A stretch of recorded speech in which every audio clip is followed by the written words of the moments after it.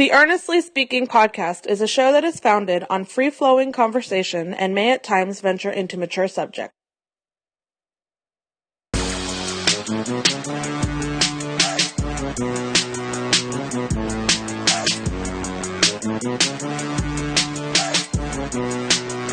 Welcome to Earnestly Podcast. I'm your host, Ernest EJ Christian, coming to you on a sunny Wednesday afternoon here in South Florida.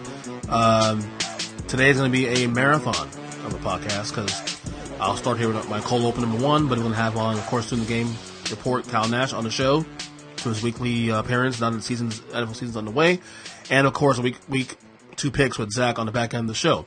But today we'll start with the cold open, of course. Today is 9/11 number one. So of course, thoughts and prayers, and obviously it's a important day for this country. And 18 years ago today, of course, the Twin Towers coming down and all the the attacks on our country. I think I shared my story last year on the podcast about my experience in 9/11.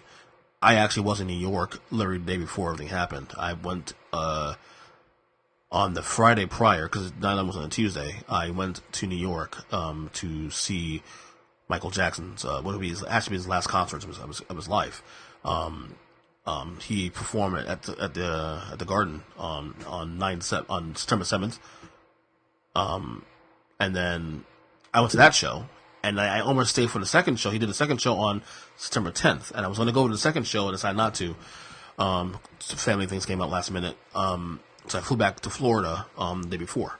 I had a lot of friends, however, went to the second show, and one of my friends was able to fly back in time. Was the last plane that left New York before the towers got hit.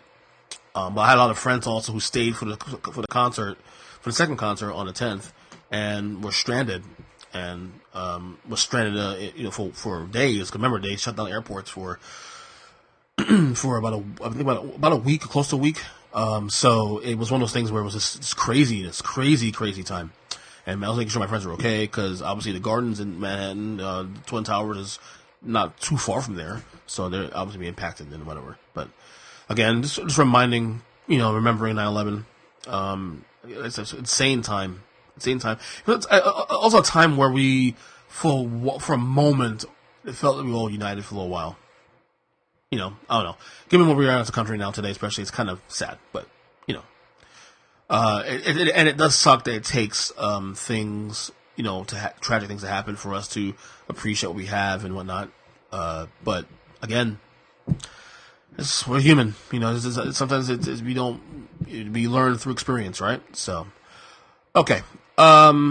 So I really do. I was going to try to avoid the Antonio Brown stuff, because I already addressed it, on social media. I've already addressed it on, obviously, on podcasts or whatever. But, obviously he's a Patriot and all that. And now the latest news last night that came out, which I'm not going to get really deep into, because I want to let it play out. There's an accusation now from a woman that is accusing him of raping her at least 3 times between 2017 and 2018, and obviously there's a lot of opinions out there about that, about the timing of the accusations and all that, given what's happened with Antonio Brown in the last few weeks. It's been a wacky ride the last couple of weeks, to say the least, between his stint and, well, when they call it a stint, if you will. He didn't play a game in Oakland. And then all that going into him being released, not getting his guarantee money, being asked for release, getting released, and then hours later getting picked up by the Patriots, and all that. It's been a wacky month or so of for Antonio Brown, but now it gets serious, with these accusations. And again, I don't want to go into a deep dive on this, because I'm not sure what's true, what's not true. There's a lot of information out there that's obviously being taken in, and we don't know exactly what what's made to be true. So I don't feel comfortable just saying that he's guilty and not guilty until we have more information out there. He's denied the accusations of what the last thing I heard before I came on to record this podcast was that she supposedly did a lie detector test and passed it. Of course, is there proof that she did that? I don't know. So my stance on this is let this play out.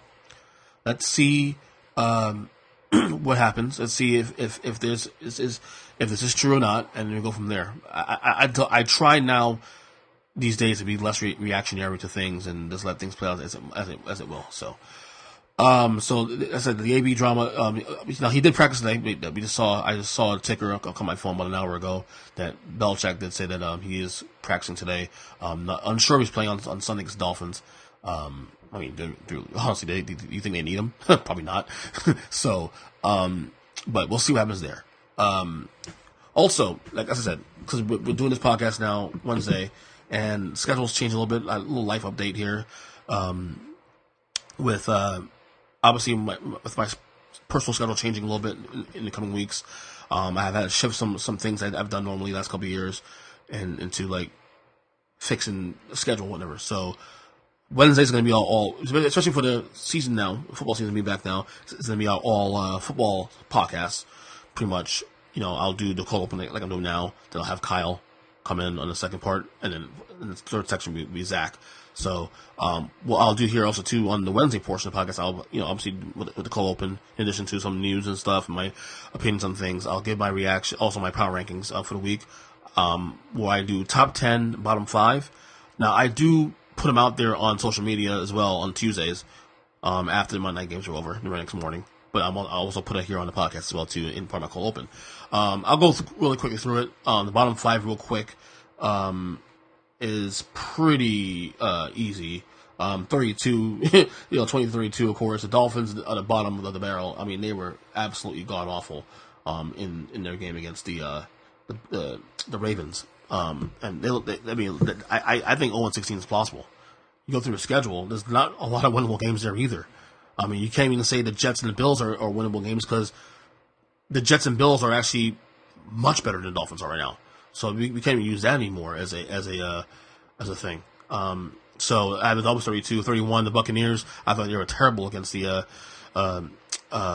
Niners. And I'm starting to question the Jameis Winston thing even more now. 3 picks in that game, 2 pick sixes, I believe, in that game.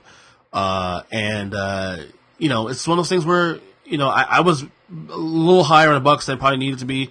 Let's see how the Thursday night game goes, but I took the over on 6.5 wins for the Buccaneers just because of Bruce Arians, but maybe I'll be wrong there. Of course, my Giants at 30. I think the Giants are they're obviously a bad team right now. They're rebuilding. I do think the loss to Dallas was more about Dallas being that good. I mean, I have the Cowboys ranked pretty high in my rankings. The Cardinals at 29. They tied the Lions. I do think they'll continue to be bad though going forward. Kyler Murray, dreadful start to his career, but played well in the fourth quarter. I mean, they actually could have won that game against Detroit. I mean, Detroit's pretty bad though. I mean, I think Detroit's going to end up being in the bottom 5 at some point in the couple weeks. And then round out the bottom 5, the Redskins at 28. They had a big lead against Philly, and then they blew it. They went from a 17-point lead to a 12-point deficit by the fourth quarter, and then they backdoor touchdown cost me my parlay on Sunday. So there's there. So for the top 10 for this week in the NFL, Week 2 power rankings, they have obviously the Patriots number 1. There's no question there. I mean, with or without AB, doesn't matter. This team is scary, and I think it's even scarier. I mean, we'll obviously talk to Kyle and Zach about this as we get to the news and notes and whatnot. The Pats have never, at least from what I've seen in the 20 years of Brady Belichick, I've never seen both their offense and defense be so good at the same time. And people talk about the offense and Gordon and they get AB and of course Brady and whatever, but I think their defense is more scary now than their offense, and that's saying a lot. So Pats are number 1 with a bullet. 2 got the Eagles. 2 and 3 honestly get interchanged in my opinion. Eagles and Cowboys. I was really impressed with the Cowboys how they played on Sunday. Their offense, Dak Prescott looked great. I'll tell you what, if this is a Dak we're going to get moving forward. I mean, I'm not saying it's 400 yards every week, but if this is Dak going forward, this is a Super Bowl contender. I like the Dallas roster, honestly. But I got Philly at 2, Dallas at 3. You can really go 2A, 2B, honestly, in that one. The Chiefs at 4, dropped a little bit because of the Tyreek Hill injury. Mahomes was great, though. He got hurt in that game against the Jaguars, but again, he still looked great.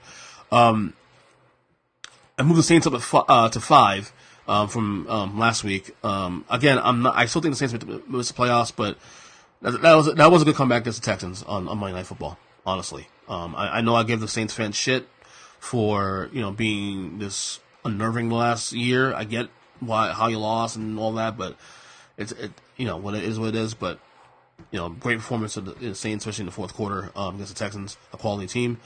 6 the Rams. Again, and the Saints Rams will be meeting this week, so we'll have some shake up there probably. 7 the Vikings, a team I'm really high on this year. Probably the best or second best roster in the NFC. And Dalvin Cook's back. You see when he's healthy how effective he is. 8 the Ravens. The Ravens. I know it's the Dolphins, but 9-10 is 9-10. That's pretty impressive. Lamar Jackson looked great. We'll see how going forward if that's a sign of things to come. 9 the Chargers. The Colts aren't a playoff team because they don't have luck, although they could be in the mix. But the Chargers. They beat a good team. They beat a good Colts team, so I'm not gonna knock them there. And then 10 the Seahawks. Dropping a little bit in my rankings. Struggling against the Cincinnati Bengals. Maybe the Bengals are better than we thought they were. Not sure yet. But that's we'll see. It's week 1 overreactions, of course. I'm not gonna get into all that. But at the same time, it is what it is. I tell you what. One of the things about football season, I love football, but one of the things I can't stand about the season though is that it really does not allow me to catch up my TV shows. So there's a lot of shows I need to watch, I can't watch, and between football, you got the baseball playoffs coming up soon. I'm back into wrestling again. I bring wrestling content to this podcast. It's back now every few weeks, it's just it's actually gotten tougher to watch my shows. So this is the only negative about football season. That's why I'll be honest with you. I do get selective of the games I watch. Sorry, I'm holding my kid here next to me. He just woke up. Like tomorrow's night Bucks Panthers game, I might not watch that because I'm not. I don't know. I'm not. Maybe I will watch it because it's still week 2. It's early. It's still early. Maybe the Bucks can turn it around. We'll see. But anyway. So anyway, like I said, call open today for the show, and we're gonna have Kyle now, and we're gonna have Zach after. So enjoy the podcast. All right, on the line, Bus of course. Here, the first student game report of the 2019 NFL season. Kyle Nash on Twitter at the SOTG. Kyle, what's good? How's the weather out there? Yeah, well, no, see, don't act like you're doing this on a retake that you're going to ask about the weather. Now, the whole gimmick was the week you didn't ask about the weather first, and then you're trying to cheat like a Patriots fan. But this being the first week that you didn't actually ask about the weather, of course, is the one where the generator at the Jags-Chiefs game catches fire. So if you're wondering why you lost signal there for a bit, that's right. It didn't overheat. It didn't, it didn't run out of gas like an XFL game from the past. No, it caught So that's fire. what happened. Okay, they were saying on Red Zone that something they couldn't. I guess the stadium lost. They couldn't see the scores, couldn't see numbers, nothing of that. They kept playing through it apparently, but I didn't know what caused. No one. They couldn't say what caused it. So it was a fire. Wow. Is that an omen for the Jaguar season? I don't know. For me, I think it's Patrick Mahomes throwing passes and he catches fire while that's happening. Oh my God, how good is he? How good is he in person? Honestly, man, listen. I mean, I only saw him in an AFC practice. I can't tell you about all that, but from what I heard from the correspondents at oldschool101.com, he had a lot of good things to do. All right, man. I mean, you have the Nick Foles and his injury out the gate, and that now, that's to me that's a bad omen. By the way, go ahead. You got to catch the irony after all the people criticizing the Eagles, especially my dude Chris Fertile about how Wentz is injury prone, and then look who the one that goes down is. I'm just saying. Yeah, kind of funny. No, not really funny, but you know what I mean. That's why I said ironic. But, ironic. No, I'm not trying to make light of the injury. I like Nick Foles. He seems like a really good dude. But yep. That's bad irony there. I want first thing before we get to some of these topics of week 1 and then the storylines going forward. First off, because you had texted me last night, I was at work, but you had texted me last night, and you're annoying to my Facebook feed. I was so amused. Oh my God. I wanted to. Because you had I was on a table when it happened, and you had texted me while I was on the, I couldn't get to the, reply, but I was cracking up because I had my Apple Watch because I could read your text, but I just couldn't until I. So I didn't know that. So like you're there dealing with cards, you look at your wrist and you're like, "Yep." Like, Kyle Nash, your friends are crazy. So, well, that's the nice way of putting it, of course. But yeah, I tend to agree with you on a lot of the things you said there. Just for the record, there's some really bad takes. But again, but Kyle, this is what we're here for. We're here to, it gives us a reason to straighten folks out. Some of the takes on there, which I'll address in a second, on some of the docket thtopics here I want to bring up. Such as debris and this and that and whatnot. But yeah, I'm with you. You couldn't send me better to be totally honest with you. The word you told me on the text, which I won't reveal here, honestly, but. Well, I'll put it this way. That may be what you and G are all about. Me, I'm trying to turn a higher brow football fan. That's why I school you so often. All right, here we go. Anyway, first things first. I look at the and look, I didn't see the entire game because I checked out after halftime, the Patriots-Steelers game, Sunday night football game, because again, I'm one of those people now. I'll admit, and G even says he's the same way too. Maybe it's our old age now. I'm turning 40 next year. He's 40 now. It's a lot of football to watch now between college and NFL, and then Thursdays and Mondays and all that. That if there's a game that's not even really interesting, why watch it? Why bother? Trying to force it. But I got to tell you, for what I saw on Sunday, look, they may not be this 18-1 team from 07, but based on the one game sample, based on what we saw in the Super Bowl against the Rams, this could be the best Patriots team I've seen probably ever, when you consider the fact that for the first time, in my opinion, ever in the 20 years of the Brady Belichick era, that both offensively and defensively they're on the same par, if you will. Like, there've been years where the offense has been great, defense not so much, and vice versa. I feel like both are top notch, honestly, at the same time. Your thoughts? This is about one of the more balanced teams that you've seen. Right. Moreover, what I would also add to it, and this is clearly a place where, for the first time in a long time, the receiver core prowess matches what they have in the backfield, and they're not just good because, Brady's accuracy, right? Right. I think you have some real all-around talented guys, not guys who are specialists in the case of, Edelman, who's your specialist underneath. They don't, the Chris Hogans of the world are no longer a thing where all they do is kiss the long ball, that kind of thing. You have guys that could do it all, obvious the example being Josh Gordon, who somehow or another, with that 240-pound frame, can still stretch the field like it's string cheese, man. So this lineup in general, no matter how I feel about Patriots fans in general, including yourself, I do know for a fact that the Patriots have evolved clearly from 2018 to 2019, and it's not close. And that goes on both sides, just like you said. And people talk about obviously Antonio Brown. We'll see how that plays out going forward with the latest news of whatnot. But to me, people talk about the offense and stuff. Like, to me, it's their defense that scares me now. Yeah, I don't know that I would call them the best defense in the NFL, not at all. But they're a lot more balanced than you think when you start to think and you remember, hey, Stephon Gilmore's on this team, and they got Collins back. There's a lot going on there that's really fantastic. And just looking at it from a neutral football mind point of view, there's a lot going on there. I mean, normally when you come out with your power rankings, I critique you to the exact degree of how wrong you are. Was I right this week? In a long time. Say again? Was I right this week? Was I okay? Let's not go too far. For the first time in a long time, I agreed with a 9 out of the 10 spots. I think you have the sense a little too high. You're giving them a lot of credit for winning a game that they were down so big on, and they won basically because they were at home, in my opinion. But that's a nitpick. I also in that spot too. To be fair, because I had them low, and people say I had them low in week 1. To be fair, it was also I weighed quality opponent too. Houston is a good team, a really good team actually. I mean, and if Watson could throw the ball a lot faster and not hold the damn ball all the time, they could probably threaten the top of the AFC. But that's my opinion. If they had other options other than D-Hop that could get open, he might not have to. Right.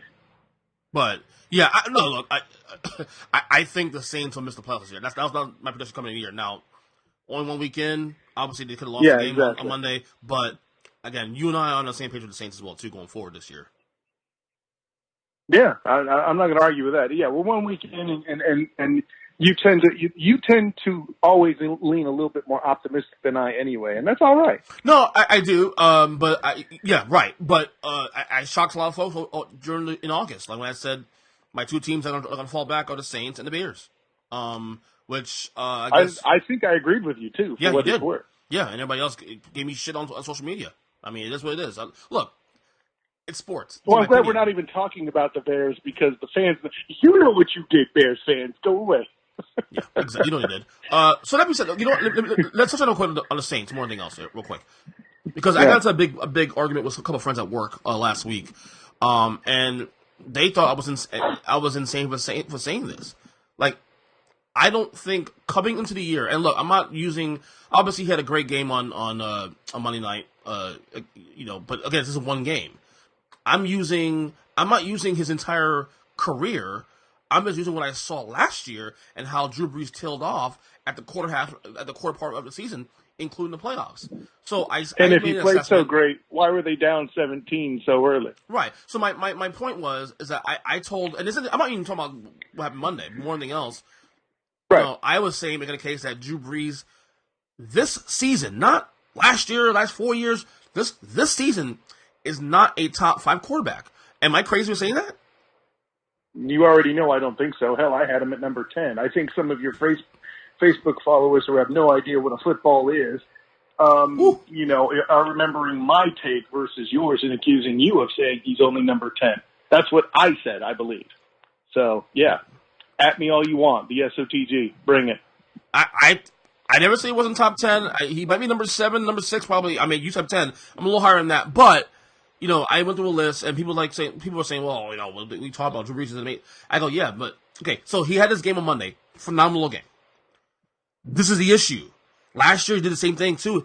Did not sustain. They got lucky last year because their schedule was weak toward the end of the year. So even though... And he didn't have a phenomenal game, EJ. That's what you keep saying. He just finished good at the end of it to get the last touchdown and play clutch, which is definitely worth its props. Fair enough. Let's not act like he was the second coming here in this game. This was not his best game. So, if you want to credit the Texas defense, cool. But, let's stop using words like phenomenal and great for this performance. This is how you feed those trolls, man. Right.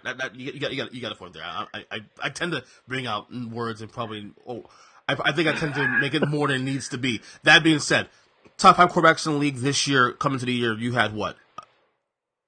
I believe now you're making me remember. It was how long ago that since you actually had to did we actually do this on the last podcast we did? Yeah. We did top 6, I think, right? Yeah, I believe it was top 5, top 6, yes. Right. Drew Brees was not on it. That I can tell you. Right. Say the quarterbacks real quick. Mitchell Trubisky on Thursday. Horrid game.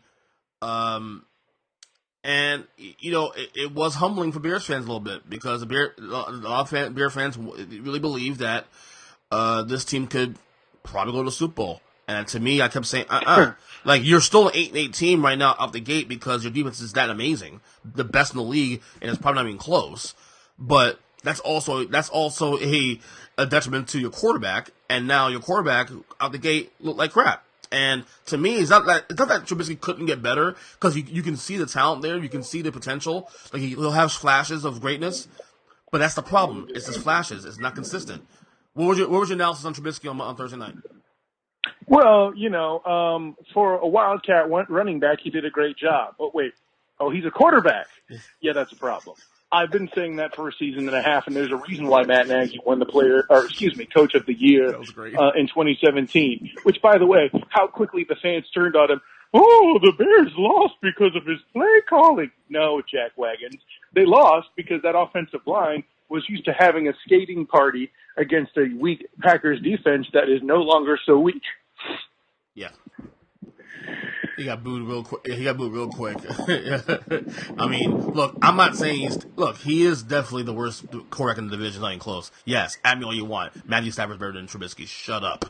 Okay? He is. And whoever doesn't is obviously a Bears fan. Next question. There are people on Twitter arguing that last week going into the game. Like, Bears fan? Are we having that? Really? Stop that. Come on. No. Hey. Again. Go ahead. We know people. Shouts to Controversy Raphael that tried to sell me that he's better. That Trubisky's better than Jimmy Garoppolo. I'm not there yet.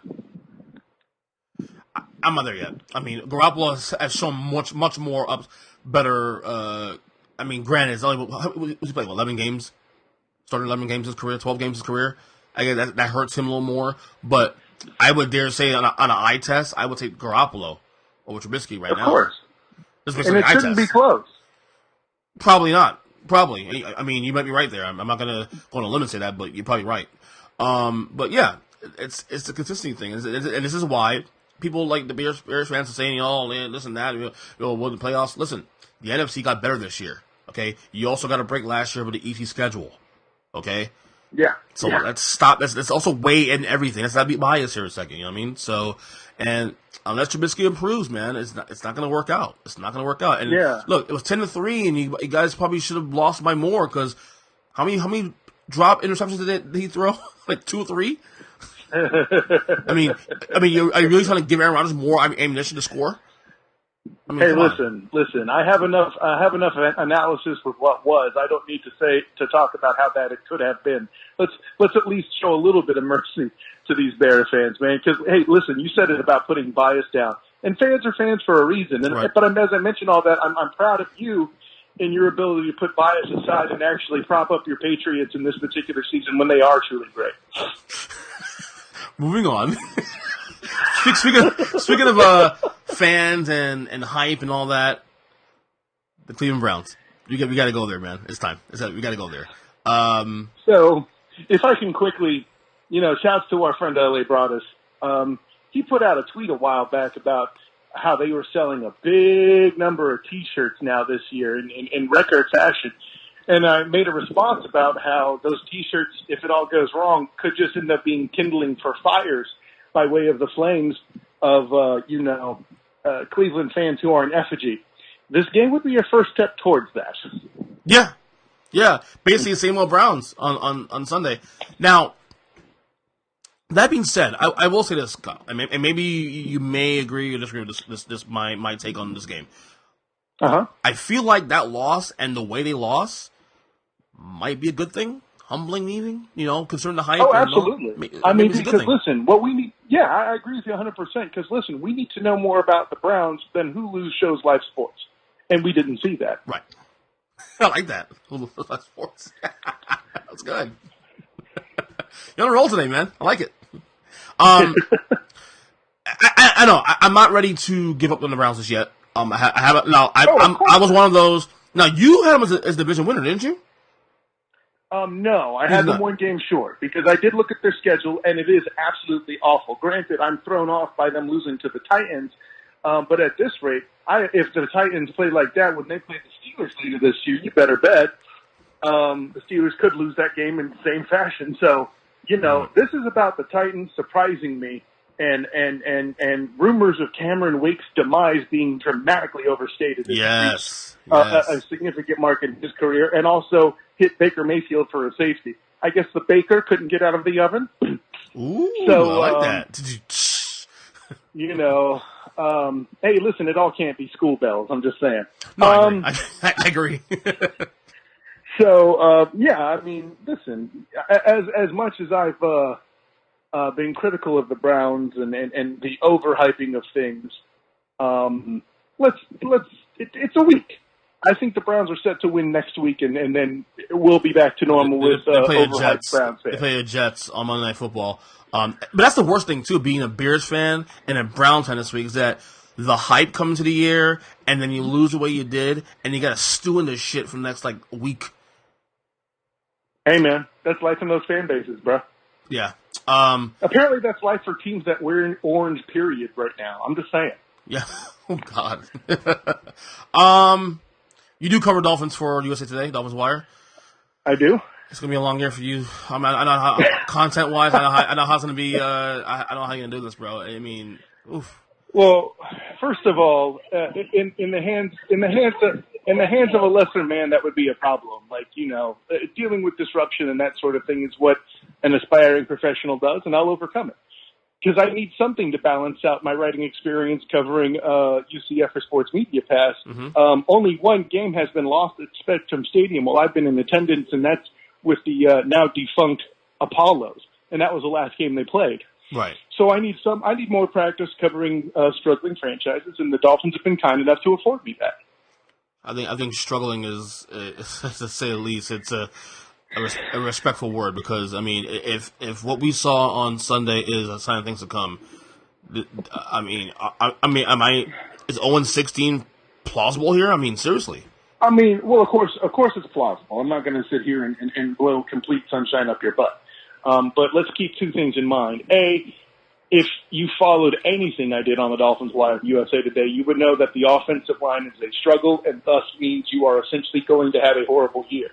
Last year, they put the Dolphins at 3-13. I wrote no fewer than 3 articles and referenced that point several times about how wrong that prediction was, and I was a miracle away from being absolutely correct about the 6-10 prediction that I made. They finished 7-9, by the way. Mm-hmm. However, this year, you don't see me refuting rumors and predictions of 3-13. They are that bad, and they did not help themselves cutting all the players and assets that they did over the past 14 days, and thus making themselves even worse and more vulnerable. And they're playing against a very good, disciplined Ravens team. I'm glad you mentioned that real quick. The cutting and the kind of going, stripping the bottom of the team. I'm not pro tanking at all, but right. I find myself agreeing with what they're doing. Weird. I don't, and let me tell you why. Right. They had the opportunity to compete, and they've also shipped assets that would have been useful for a tank. How did you get rid of Laramie Tunsil for protection when you're losing to acquire a quarterback? Quarterbacks are useless without being protected, and they have a quarterback on their roster in Josh Rosen that proves that. So, yeah, that's the one move I will say that I from the Dolphins. Why would you do that? Like, that's the one. One guy you would want to keep on your team, because if you get a bill for starting over, you want to at least have a guy like him, who's a top lineman in the league, to protect your quarterback. And of course, you're going to go quarterback in the draft next year, whether it be Tua, whether it be Herbert, most likely from Oregon. Mm-hmm. Wouldn't you want to have a top tier lineman on your roster to at least build around? That doesn't make any sense. Stills understand, other pieces understand, but a lineman, that's why people like Joe Thomas for a long time. Like even if the Browns are bad, you keep that guy around, because in the event you do strike gold and get a quarterback, you have that guy to protect your blind side. I don't get it. And that's the one place where I am sympathetic to the Browns. Like, they finally start to get good. 2 years after Joe Thomas retires? He retires, right? And when they need him the most importantly. Yeah.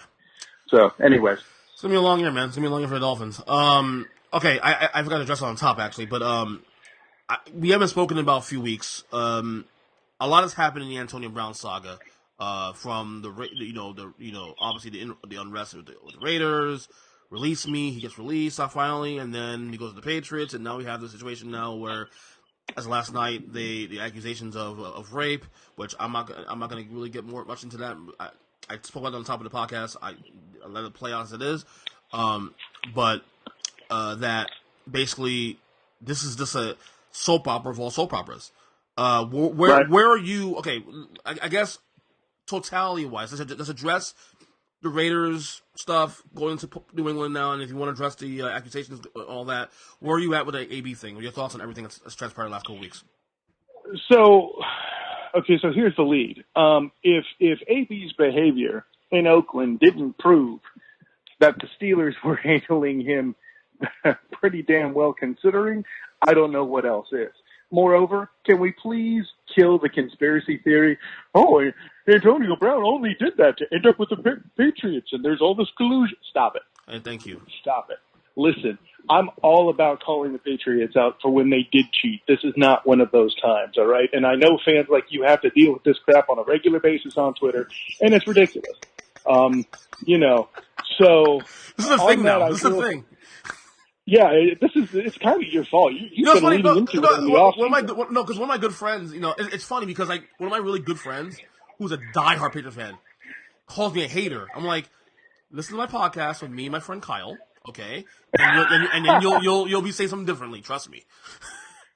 That's a good answer, by exactly. You. No, but seriously, man, I'm not in a place where I'm going to believe. First of all, Antonio Brown does not strike me as that cerebral guy. Listen, he went somewhere. It didn't go the way he thought it would. It didn't go the way Mike Mayock thought it would. They had a conflict. Mayock drew a line, says, listen, we can't get better if you're not doing that. You're not worth the money we paid you if you're doing that. So they had him walk. And then, of course, in true Bill Belichick fashion, the instant that news hit, you better know he was going to strike on it. And here's the thing, it's the rich getting richer. So let's say these allegations put Brown in a situation where he's going to be suspended or where the Patriots do cut him. They don't care. They're going to be just fine too, right?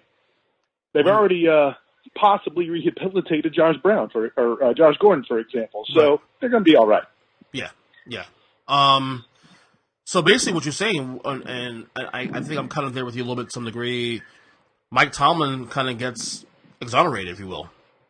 Yeah, and listen, people can hate on the Steelers' performance without Le'Veon Bell and Antonio Brown on Sunday night all they want. You try and tell me that those two guys would have made a difference. I really don't think so. Nope. Not at all. Before I let you go, I have one college thing I want to ask you because I think I texted you this a couple days ago.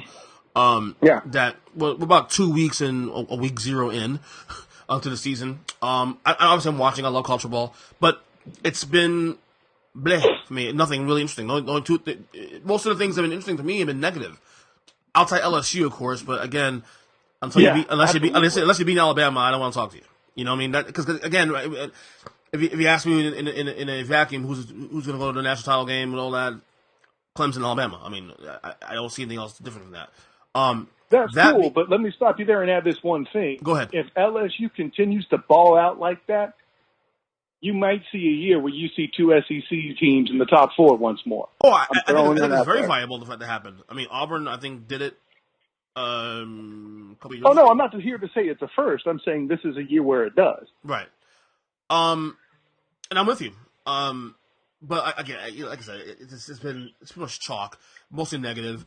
And also too, I think also in the LSU game, like I'm not knocking LSU at all. I like LSU. You know, I love Orgeron and the whole what I call him, Alex Jones voice. Yeah, I'm glad we managed to love that guy, dude. Big teddy bear. Of Ed Orgeron. And can you stop calling him Alex Jones? He doesn't talk about frogs turning dead. Okay. Yeah. Anyway. But that being said, I don't want to, get oversell the win against Texas because I always find Texas to be overrated every year anyway. So, correct. How much value is that? You know what I'm saying? I'm not knocking LSU, but I don't want to put too much stock in that because I think Texas has always been and moreover, bloated. Let's not be too harsh on Texas either. That's a tough opponent they're playing, whether they're overrated or not. So let's see how they do moving forward to see if they're actually worth the polish that they were given. That being said, I want to zero in on Michigan and Jim Harbaugh. They are 2-0. Let's remember they won both their games. I mean, people act like they've lost both the games or at least lost one game. But obviously they have people act like they've been 0-12 for the past 2 seasons. Yeah, and I got a lot of good friends of mine who are Michigan fans who can't stand Jim Harbaugh. Shout out to my boy Eric B, of course. But that being said, in the past couple of years with Harbaugh, they've always started great and then melted in the end. I mean, look, I'm not defending Harbaugh. I do think the whole him being overrated, for what he is and what he gets paid is probably in play to some degree. But I think we're overrating the struggles a little bit. You mean you're not giving enough credit to the struggles a little bit? Yeah, let's be honest. Ever since the playoff system started, the Big Ten has been vastly improved. I used to make fun of them on a regular basis. That. On this show? Back in the previous days. On this show, yeah, that's how far back we're going. But I'm talking about back in the days where I was co-hosting with our good friend Nick Ciccarelli, right? Mm-hmm. That's going back, 6 years now? Mm-hmm. God. Anyways, so say all that to say, the whole concept that Michigan is facing a much tougher road, and if they slip once, it's gone. And the other thing that people keep forgetting is that your boy Bo Schembechler didn't ever beat Ohio State either. So, you want to throw that at Harbaugh's feet. Now, if it's about the money, I don't have an argument for you. You're entitled to feel angry about it. But here's my question. They struggled against Army, which, granted, something you theoretically shouldn't do. But if we're going to put Harbaugh on the block here for that, I believe Lincoln Riley is the man in Oklahoma last year who struggled similarly against Army, and no one said a damn thing. A damn thing. Yep.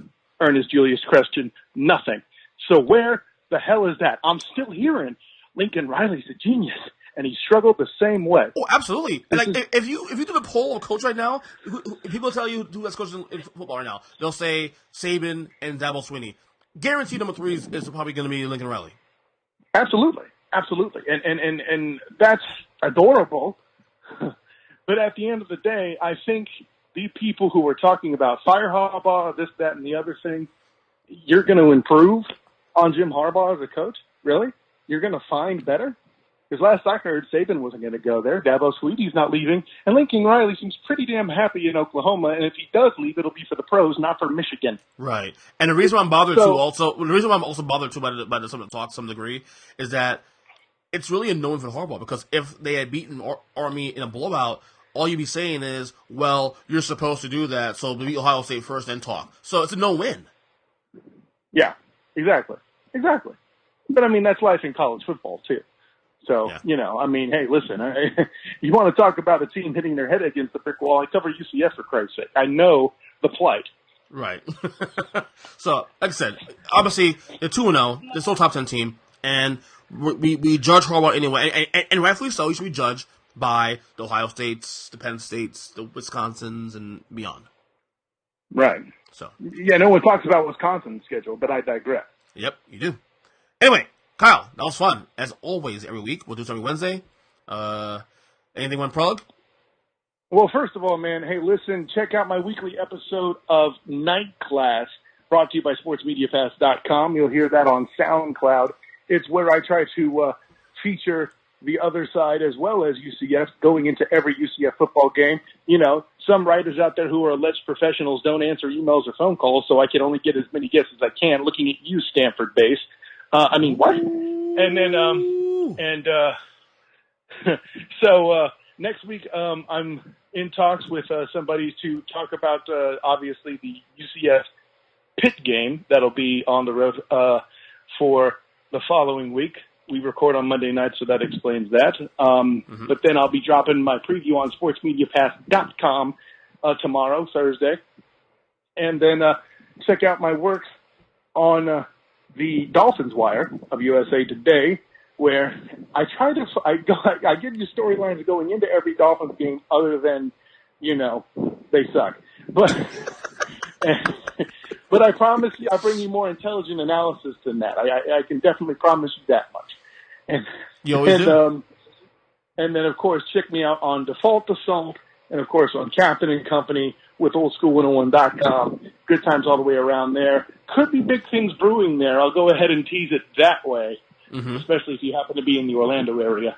So, Ernest Julius Christian, man, listen, you keep cheering on your Patriots, and I'll talk to you next week, brother. Class dismissed. All right, on the line with us every week, as always, week 2 picks against the spread, of course, with my man Zack The Gambling Degenerate. Zachary, we both went 7-8-1 this week. I know, man. You made a major comeback. I was killing you by 2 games at one point. Well, I swept the Monday Night Soiree, which is to say my week. But a lot of surprises too. I mean, obviously, not necessarily with the score straight up, but more so with the Cleveland and obviously Washington backdoor covering late. I mean, that had to piss you off. I mean, if you absolutely. I don't know if you bet the game or not. I think you did bet the game, didn't you? Yes, I thought they were one of the locks of the week. Right, I had parlayed. I think I told you I did the 5-team parlay. I parlayed Philly, Cleveland, Seattle. Who else I parlayed last week? I think you had Baltimore. Yes, well, that one hit, of course. It's so untrue. Yeah. So forgotten. Baltimore, and then another one. What was whatever? All favorites. The point is, yeah, it was a rough week. 2-3 on my picks of the week, but it's okay. We're here now. We're gonna do week 2, both 7-8-1. Let's get started. The game tomorrow night: the Buccaneers and the Panthers. Tampa at Carolina. The Panthers are favored by 6.5 points. The total points is 49.5. By the way, the other game was I had no, it wasn't Carolina. Never mind, I thought it was Carolina. Never mind. Anyway, this game is. I mean, I may not watch this game, to be honest with you, because Tampa was putrid. I have to go back and if what we saw last week with Tampa is the same things to come, I need to get called back my 6.5 wins over. Because that was bad. Jameis was bad last week. He's been bad his whole career. This is what he's done. He had a mini 6-game blip in his career where he only turned the ball over like 2 or 3 times total. Mm-hmm. All he does is turn the ball over. Anyway, this is a tough one for me because it is a divisional game. Common sense would probably say take Carolina to cover. I can't do it. I'm gonna go under in this game. I'm gonna go under 49.5. Under 49.5. I feel like for you, the hardest thing was picking between these two quarterbacks because you love them both.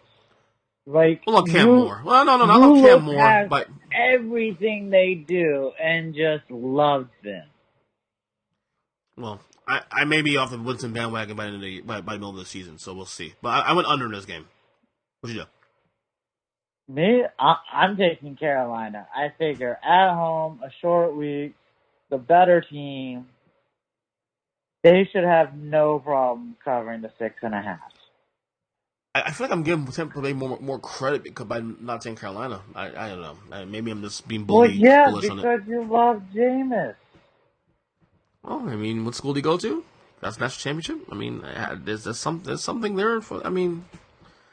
I guess I don't know. You can't forget that. So, all right, Sunday games. We got let's see here. Yeah, we got the Colts, Indianapolis Colts heading to Tennessee to face the Titans. The Titans are 3-point favorites. The total number is 44.5. It's gonna be a trend here, buddy, because there's a lot of over-unders here. I'm taking a lot of the total points on this week on the spreads. I'm gonna go over 44.5 here. Indy looked good last week, and probably could have beaten the Chargers when the OT. Tennessee, look, they do this every year. They'll beat the Patriots one week and they'll lose to the worst team in the league next week. They're bipolar as hell. So they beat the Browns, who we still don't know how good they are just yet because of what happened last week. They're probably still going to be pretty good. But they can come and shit the bed at home just as quick this week also, too. Because this is what they do. They're bipolar as fuck.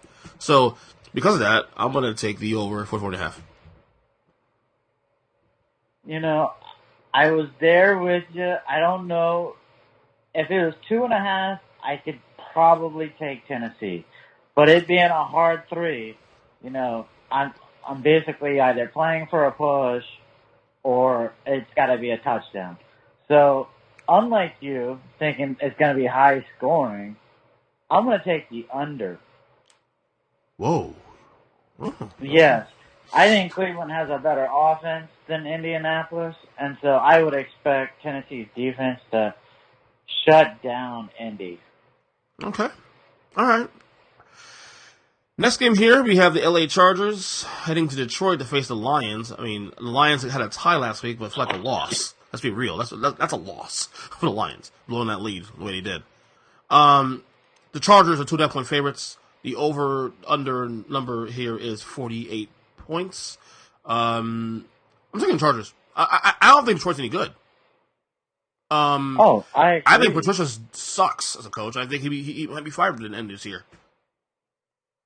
He deserves to be fired, and the GM who hired him deserves to be fired. When you get rid of Jim Caldwell, who took you to 2 playoffs in his 3 or 4 years there, had a 9-7 record, and you go, you know what we need to do? We need to fire you and bring in Matt Patricia, who we know doesn't actually call the defense. He just holds the clipboard. But maybe he's learned something. No. That dude's got to go. The GM's got to go. And bet your house that the Chargers cover this spread. Yeah, I'm with you there. All right, next game here we have the Buffalo Bills heading to New York to face the New York Football Giants. The Bills are 2-point favorites. The total number is 43.5. I am taking the under in this game. Wow. No faith in your boys? I mean, you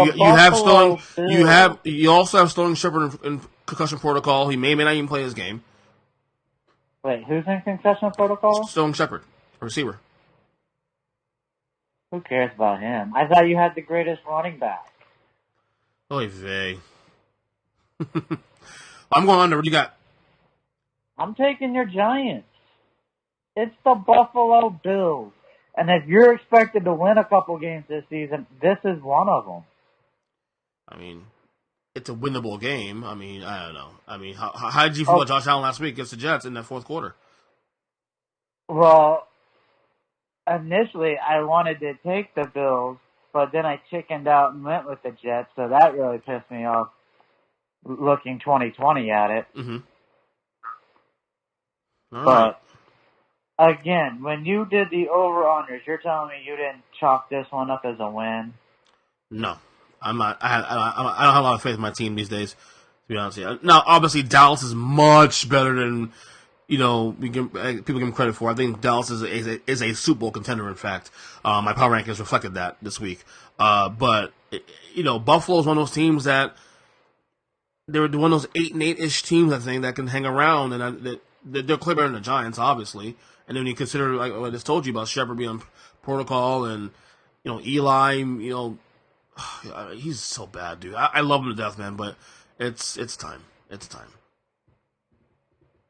Any day, we're a week closer to seeing Daniel Jones under center as a starter. Well, yeah, that's a given. Yeah, he should have been starting the season. Well, I mean, you're paying Eli Manning $20 million plus a year. You have to write it out much as you can, but it is what it is. All right. That's not how a winning organization operates. You don't go, who's getting a bigger check? Oh, no. I'm not saying you're wrong. I think you're correct what you're saying there, but that's just what these fucking franchises do all the time. Well, it's being paid this kind of money, so let's write it out. All right, next game here, we have the Arizona Cardinals heading to Baltimore to face the Ravens. The Ravens are 13.5-point favorites. This is one of the two biggest spreads of the week. What do you think about Lamar Jackson last week? I think he looked great. Well, Granted, the Dolphins. Going by last week, he looked like a Hall of Famer. Yeah. But, come back to earth a little bit. The fact he essentially had one scripted run the entire game, that was remarkable in itself. And I also believe this proves, once again, if you hire a former defensive coordinator from the Patriots, you're as dumb as dirt. Because Belichick is the real coach, real defensive coordinator of the team. That's why. Yeah, I think everybody knows that except for the GMs that are making these hires. I gotta be honest with you, dude. I gotta take Arizona points here. It's a lot of points. Both of them win this game, but I don't think Baltimore's 59-10 good. I think the Dolphins are 59-10 bad. Okay? Arizona at least showed some life in that game against Detroit last week. And if you bring it in the middle somewhere, I don't think Baltimore is 10 points better than anybody. At least not yet, other than the Dolphins. Yeah. You know what I'm saying? So I like Arizona here on the points. There's a lot of points to give out there. Give me Arizona plus 13.5. The 13.5 is a little scary, and so I'm going to chicken out, and I'm going to take the over in the game. You weren't joking, man. On text, you said, a lot of over. You can take a lot of the overs in the game. Hey, if Miami can score 10, Arizona should be able to score 14-17. Yeah. All right, here's the other big spread, the biggest spread of the week, and that's the New England Patriots. My God, it looked great on Sunday. heading to Miami to face the Dolphins. The spread right now it actually went down to 18.5. It was at 19 yesterday. The over/under is 47.5. Typically, the Patriots have horrors here in Miami playing down in this city. No, not this year. that does not apply to the 2019 Patriots and 2019 Dolphins. The Pats will cover the spread with ease. Oh yeah, absolutely. Seriously, I don't even know what to say. I mean, Miami is just so bad. They are. The only thing I would say on this going forward, the only question in this game really is will AB play? Antonio Brown. He is practicing today. That was reported today. He's practicing. Even though he has that now, the newest news that came in about the accusations of rape, which again, let it play out, see what happens. But do you even play him this game? Honestly, I don't know. You really also you need him. It's the Dolphins, obviously. No, you don't need him, but maybe you just throw him in to see if he can get hurt. Yeah, I don't know. That's mean. All right, next game here. Well, then you're letting insurance pay for it. It's not even coming out of your pocket. Good point. All right, next one. The Dallas Cowboys heading to Washington. Your Redskins face the Skins. The Cowboys are 5-point favorites. The over/under in this game is 46.5.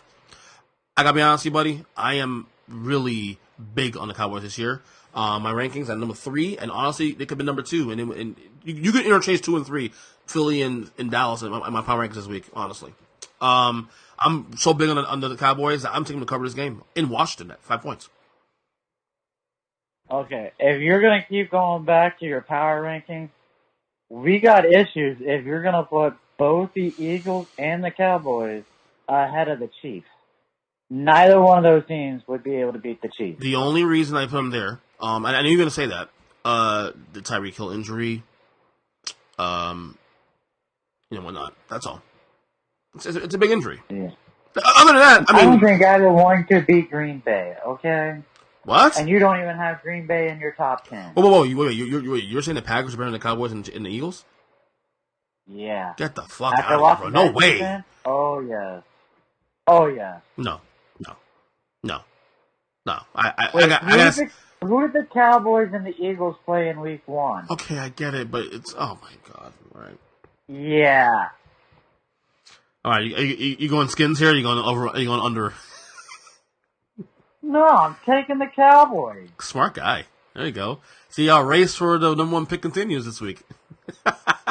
All right. Next game here, we have the Jacksonville Jaguars heading to Houston to face the Texans. The Texans are 8.5-point favorites. The over/under is 43.5. I'm going to take Houston in a blowout. I think Houston is going to be seething from that loss against New Orleans on Monday night. They should have won that game. They look really good, by the way. Deshaun Watson's great. They owned that game until the fourth quarter. I know. They should have won that game, dude. I think they're seething for that loss. So I think they'll blow up the Jaguars. Absolutely. I'm right there with you 100%. The only thing I have to say is you gave up 2 first-rounders and a second for a left tackle who looked like he was below average this past week. You mean Tunsil? Yes. I understand he just got there and he may not know all the plays, but as a left tackle, you're literally just blocking the guy in front of you. You're blocking the edge. And he looked horrible. Well, I felt bad for the Texans. I was rooting for them. I mean, look, I got the +7 correct in there, but I wanted them to win that game overall. I have it in for Saints fans this year. I'm sorry. I have it in bad for Saints fans. Whiny little bitches. I picked Texans to win outright. How bad does that hurt me? Yeah, that's true. You did on the show. All right, next game here. This is an interesting game here. The Seattle Seahawks heading to Pittsburgh to face the Steelers. The Steelers are 3.5-point favorites. The over/under is 46.5. I am going to take the over here at 46.5 because I just don't. Seattle, weird win against Cincinnati last week. Pittsburgh, I think that was more about New England than about how bad the Steelers are. So somewhere in the middle, somewhere else. These teams could be about even. Take the over and call it a day. Yeah, I mean, I want to take Pittsburgh on the line, but I'm doing the safe thing and taking the over like you. Mm-hmm. We'll see. Because I was not impressed with Seattle whatsoever. It wasn't, and again, like I said, with the Steelers, I think that's more Patriots than Steelers. So, all right, next game here we have the San Francisco 49ers heading to Cincy to face the Bengals. The Bengals are 1-point favorites. The over/under is 44.5. San Fran in a win against Tampa didn't look that impressive at all. Cincy in a loss look impressive. I'm taking Cincy, buddy. This is the classic West go East game. And maybe the Bengals aren't as bad as we thought they are. I don't know. They're home. They can win this game. Oh, absolutely. John Ross was like he's going to be a Pro Bowler this year at wide receiver. Mm-hmm.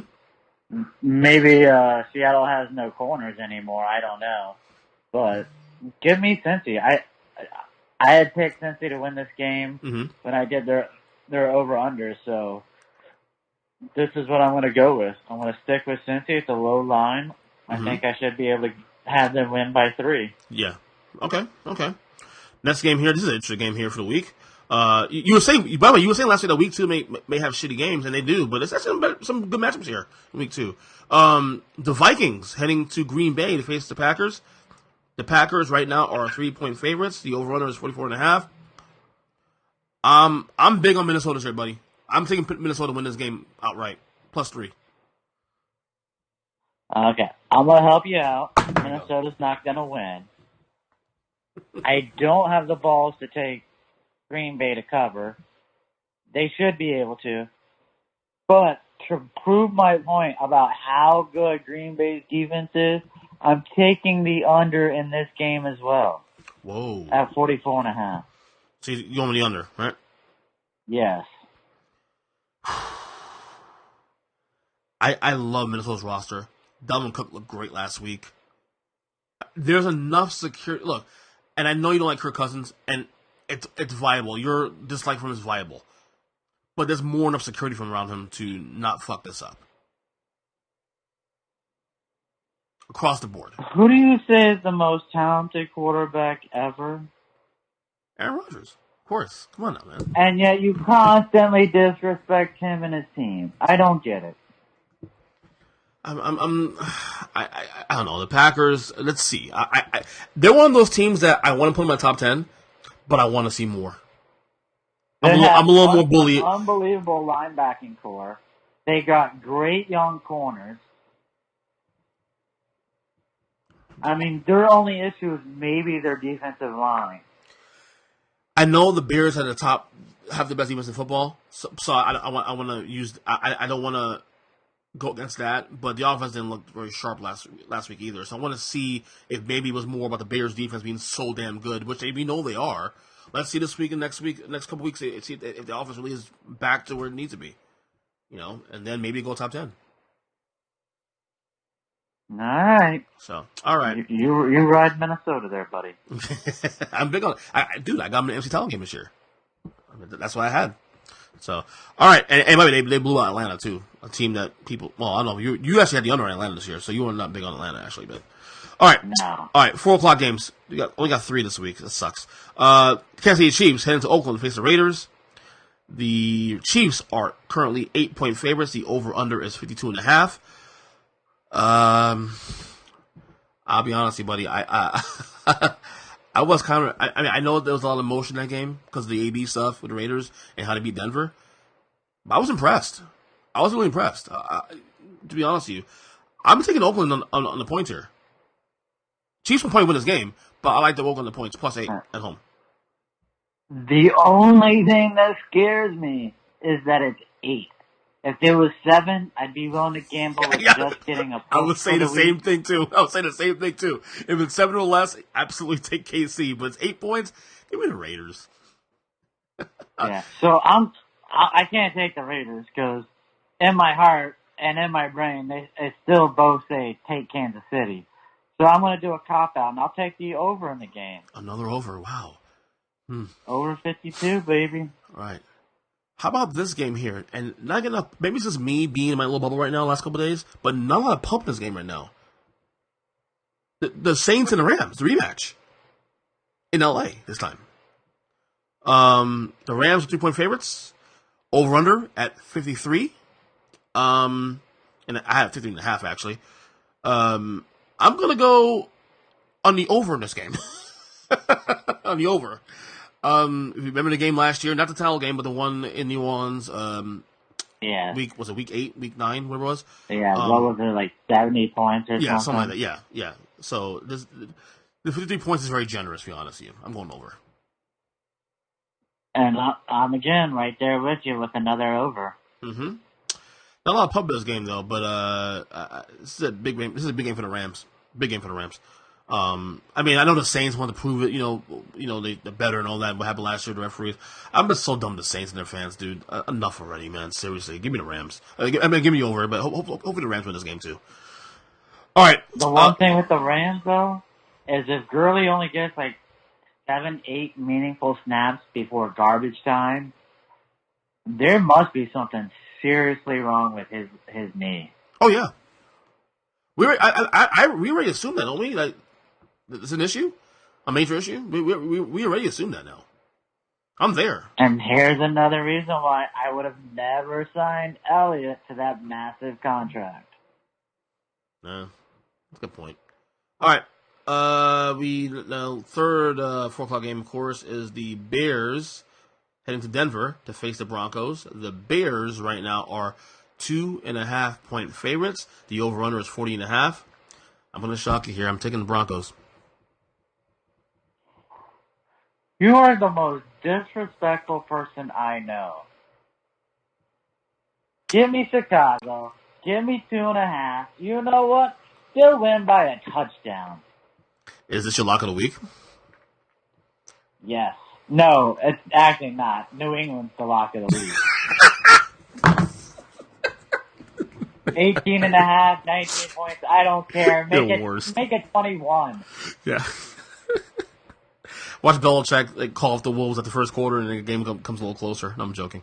All right, final game here. Final game of Sunday, rather. This is a good game here. The Eagles heading to Atlanta face the Falcons. The Eagles are currently 1.5-point favorites. The over/under is 51. I'm going to shock you. I'm going to go Atlanta here only because of the desperation factor, and they're at home. This is a must-win. This is a must-win for the Falcons. Because of the NFC playoff picture, you can't fall back this early. There's too many good teams going on here right now. And look, I'm not big on New Orleans, but if the Saints win in LA this week and the Falcons go 0-2, they're done. The Falcons are essentially done for the division. And I think Carolina will bounce back and all that. So this is a must-win for the Falcons. I think because of the desperation factor, they'll win this game. I need a minute. I got to pick my jaw off the floor. Desperation in week 2. When the only team in the division right now with the win is New Orleans. Okay, but again, this is the entire conference. I'm not talking about division anymore. I'm talking about the entire conference. Wow. You got Minnesota. You're saying Green Bay is good this year. You got Dallas, Philadelphia. That's 4 teams. You got Seattle. You got the Rams. That's 6 teams right there. And then, of course, you got Carolina hanging around. You know?